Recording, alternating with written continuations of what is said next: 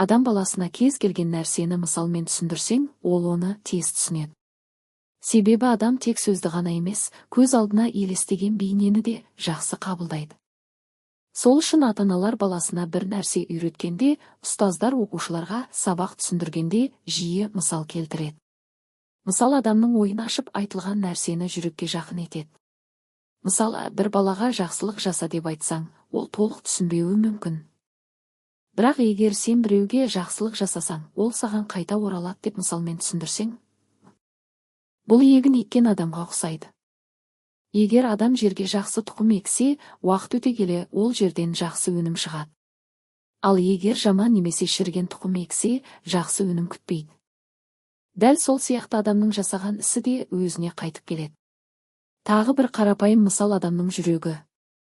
Жүректі көбіне айнаға ұқсатады. Егер айна таза болса, оған қараған адам өз бейнесін анық көреді.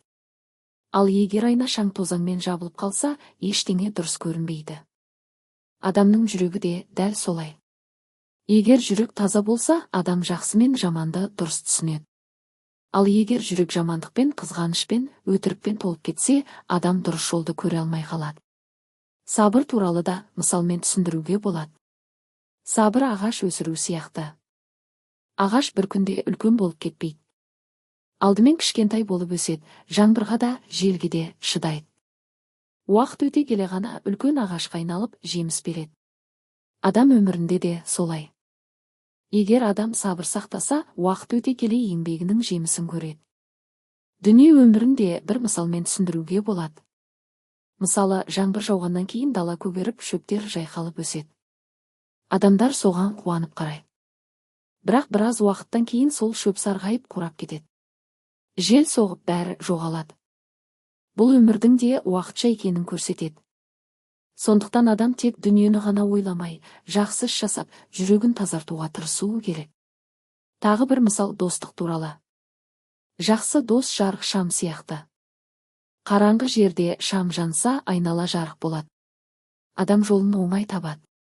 Ал жаман дос қараңғылық сияқты. Қараңғы жерде адам жолынан адасып кетуі мүмкін. Сол себепті адам өмірінде жақсы адамдармен араласуға тырысуы керек. Қарапайым өмірде де мысал көп. Мысалы, білім алуды шамға ұқсатады. Егер шам жанса, қараңғылық кетеді. Білім де солай адамға жол көрсетеді. Ал білімсіздік қараңғы сияқты, адам қайда барарын білмей қалады. Сондықтан мысал түсіндірудің ең жеңіл әрі ең әсерлі жолы. Бір ғана мысал кейде ұзақ сөзден де күшті әсер етеді. Сол себепті дана адамдар әрқашан мысалмен сөйлеген. Мысал адамның ойына тез жетеді, жүрегіне әсер етеді және өмірге сабақ береді.